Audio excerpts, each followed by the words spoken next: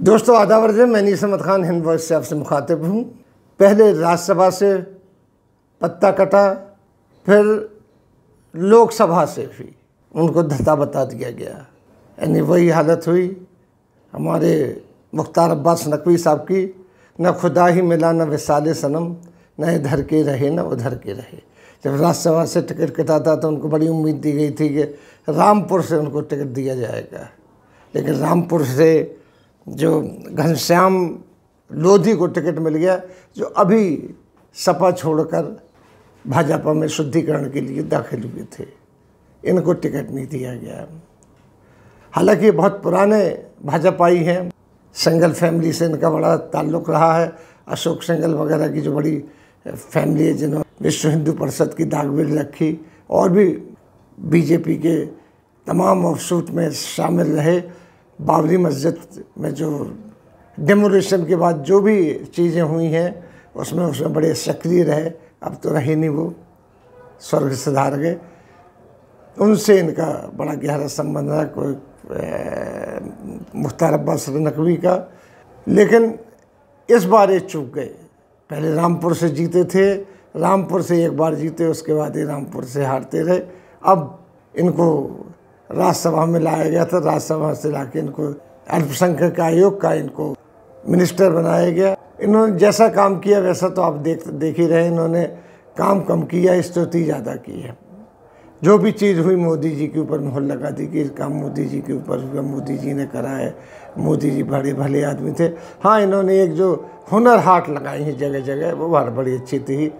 इन्होंने, मैं बात कर रहा था हुनर हाट की, हुनर हाट इन्होंने की, रामपुर में भी हुनर हाट लगाई थी, जगह जगह हुनर हाट लगाई। उसमें जाके ये इनॉग्रेशन करते, कहीं कहीं तो मोदी जी भी पहुंचे थे हुनर हाट में। एक जगह तो जाकर उन्हें चारपाई भी बैठ के लिट्टी चोखा भी खाया था। बिहार के चुनाव थे, उसके पहले पहले उन्होंने ये हरकत भी की थी। लेकिन ये इनकी पूरा का पूरा जो पॉलिटिक्स थी, राजनीति थी, चाहे वो मुसलमानों की चाहे अपनी हो, वो नरेंद्र मोदी के आसपास ही घूमती थी। हालांकि जब ये रामपुर से जीत के आए थे तो इनको इंफॉर्मेशन ब्रॉडकास्टिंग का मंत्री बनाया गया था। उसके बावजूद भी ये कुछ क्या कर पाए, कुछ नहीं कर पाए। लेकिन हाँ, ये बड़े स्टॉन्च भाजपाई थे। आरएसएस का आदमी भी इतना बड़ा तगड़ा भाजपाई नहीं होता जितने तगड़े ये थे। लगे रहे, लेकिन ढाक के तीन पात। वो हमने कहा ना, खुदा ही मिला ना विसाले सनम, ना इधर के रहे ना उधर के रहे। इनके साथ यही हो गया, अभी हो गया। अब रामपुर से भी टिकट नहीं मिला। अब कहा जा रहा है कि मणिपुर से एक सीट खाली होगी राज्यसभा की, वहाँ से इनको चुनाव जिताया जाएगा, राज्यसभा में लाया जाएगा। देखिए साहब, अब क्या होता है, आगे आगे देखिए होता है क्या। अभी देखना है। लेकिन इनकी गत बड़ी बुरी होगी अगर ये नहीं रहते हैं किसी पोस्ट के ऊपर। और इनको प्रवक्ता तो बना दिया जाता। भाजपा में एक चीज़ है, जब कुछ नहीं होता तो प्रवक्ता बना दिया जाएगा। एक शाहनवाज भी थे जो कि यहाँ पे मंत्री रहे, वो भी चुनाव जीत के आए थे। उनका भी कुछ कैरेक्टर मुख्तार अब्बास नकवी जैसा ही था। वो भी कहीं से इंटरकास्ट मैरिज करके भाजपा में शामिल हुए थे, बड़े एक्टिव रहे भाजपा में। यहाँ पर वो मंत्री भी रहे, उड्डयन मंत्री, लेकिन इसके बाद उनको खुड्डे लगा दिया गया। अब वो बिहार चले गए, बिहार से चुनाव लड़ाया गया उनको। चुनाव लड़ने के बाद वहाँ पे बिहार में मंत्री बने हुए, लेकिन अब उनका कोई नाम केंद्र में तो नहीं है। लेकिन जब तक यहाँ रहे, जब तक बड़े गीत गाते रहे। लेकिन भाजपा में एक बड़ी अच्छी बात है, वो बाहर से लोग बाग लाते हैं, उनका शुद्धिकरण करते हैं। शुद्धिकरण करने के बाद ऐसा धोते हैं उनको कि वो कहीं से कहीं तक नहीं आते। बहुत बड़ी मिसाल है ज्योतिरादित्य सिंधिया की। ज्योतिरादित्य सिंधिया आए, तोड़ फोड़ करके आए, मध्य प्रदेश की सरकार गिरा दी और वहाँ भाजपा की सरकार बना दी। आ गए, आने के बाद उनको राज्यसभा से लाया गया।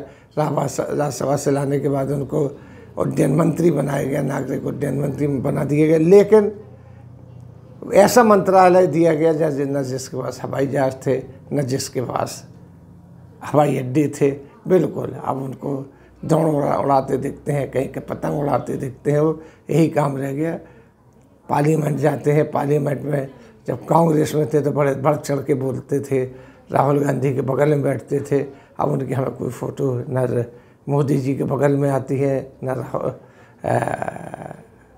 अमित शाह के साथ नज़र आती है। हाँ, जब इन्होंने ज्वाइन भी किया था तब भी मोदी जी नहीं आए थे इनको ज्वाइन कराने के लिए, इन्होंने अपने आप ज्वाइन किया था। छोटे मोटे लीडर चले गए थे इनके ज्वाइन कराने के लिए। ये हालत, लेकिन भाजपा की ये हालत है, वो गिराती है तो बहुत बुरी तरीके से गिराती है। इनका भी कोई ट्रैक रिकॉर्ड ऐसा नहीं है, क्योंकि अब मोदी जी को, मोदी एंड कंपनी को पता लग गया कि मुसलमान के वोट हमें मिलेंगे नहीं, और हमें जीतना है तो शुद्धतम हिंदू वोटों से जीतना है, और वो भी हिंदू वोट ऐसे जिनका बहुत कट्टर किस्म की है। और कट्टरता आती चली जा रही धीरे धीरे धीरे धीरे, जैसे लोगों का प्लान होता है कि वो धीरे धीरे कट्टर बनाते हैं। हर जगह उन्होंने बनाया एक मामला, अगर ज़्यादा दूर नहीं जाइए, हम वहाँ की बात नहीं करते 1925 में जब RSS बनी थी, यहीं से बात करते 2002 से। 2002 से दंगे हुए गुजरात में, उसके बाद से कट्टरता शुरू हुई। आप देखिए पल पल हर साल कट्टरता बढ़ती चली गई। मोदी जी केंद्र में आए, केंद्र में आने के बाद उनकी कट्टरता आप देख लीजिए चरम पर पहुंची हुई है। कोई कुछ नहीं बोल रहा है, मदरसों के साथ क्या हो रहा है, मुसलमानों के साथ क्या हो रहा है, और हिजाब की प्रॉब्लम है, नमाज़ पढ़ने की प्रॉब्लम है, कुतुब मीनार की प्रॉब्लम है, ताजमहल की प्रॉब्लम है, जगह जगह शिवलिंग निकालना शुरू कर दिए गए हैं। ये चल रहा है, यानी मस्जिदों में मंदिर बनाने की बात चल रही, जो जिनको कहते हैं आक्रांता यहाँ आए, मुग़ल यहाँ आए, और भी मुस्लिम लोग आए यहाँ पर राज करने के लिए, और उन्होंने ये कहते हैं कि मंदिर तोड़कर मस्जिदें बनाई।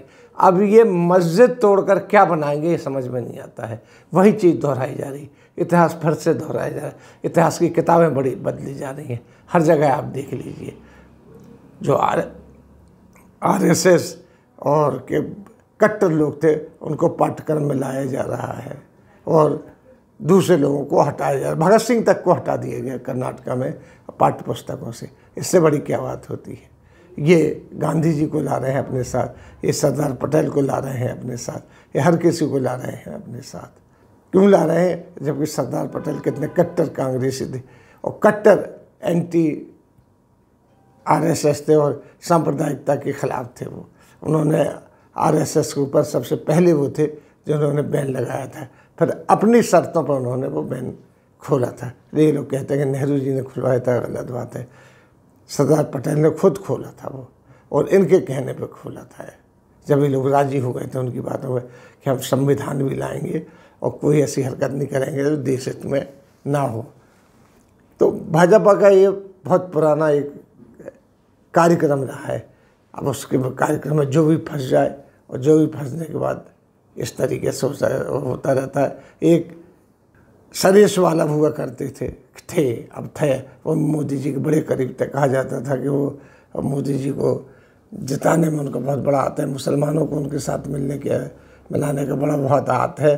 जब यहाँ पे एक बहुत बड़ी कॉन्फ्रेंस हुई थी सूफ़ी, तो उसमें 99 नाम जो अल्लाह ताला के हैं वो उन्होंने बताए कि अल्लाह ताला के 99 नाम होते। इतनी डीप स्टडी उन्होंने करा के इनको आगे लाए, लेकिन तब भी मुसलमान तो जुड़ा ही नहीं इनसे, क्योंकि उनकी हरकतें आप देख लीजिए कैसे हैं। अब धीरे धीरे जो मुस्लिम लीडर हैं इनके पास से, उनको भी सरकाते चली जा रहे हैं। एक लिस्ट है पूरी की पूरी, उनको सरकाते चले जा रहे हैं। अब इन्होंने इस इलेक्शन में MJ अकबर को लिया। MJ अकबर पहले बहुत बड़े जर्नलिस्ट थे, काफ़ी मशहूर जर्नलिस्ट थे, इंटरनेशनल फेम जर्नलिस्ट थे। राजीव गांधी इनको राजनीति में लेके आए। राजीव गांधी के राजनीति में आने के बाद काफ़ी चढ़े, उसके बाद इनको BJP ने राज्यसभा में लेके आए। राज्यसभा में लेने के बाद इस बार किसी मुसलमान को नहीं लिया, उनको लिया इनके इसलिए कि MJ अकबर के जो सऊदी गवर्नमेंट है, और ख़ासतौर पर पूरा जो ब्लॉक है, अरबियन ब्लॉक है मुसलमान इस्लामिक कंट्रीज़ का, उसमें बड़े अच्छे कॉन्टैक्ट हैं उनके। इस वजह से उनको लाया जाता है। कई ऐसे मसले आए जो बहुत कॉम्प्लिकेटेड थे, वो MJ अकबर ने जाके तोड़ा है, उनको सॉल्व किया। क्योंकि MJ अकबर बहुत टेलीग्राफ से लेके संडे मैगजीन निकलती थी, उन सब के एडिटर रहे, बड़े अच्छे पहुँच वाले थे। क्योंकि इन्होंने सारी पहुँच अपनी राजीव गांधी के ज़माने में बनाई थी। तो ये तो वो होते हैं भाजपा वाले के दोहन करते हैं कि एक काम निकल आया तो उसको निकाल के फेंक देते हैं, कहते हैं दूध मक्खी की तरह निकाल के फेंक देते हैं लोग। वही हमारे मुख्तार अब्बास नकवी के साथ हुआ है। इसी के साथ हम आपसे लेते हैं विदा। अगले अंक में फिर हाजिर होते हैं, तब तक के लिए दीजिए हमें इजाज़त।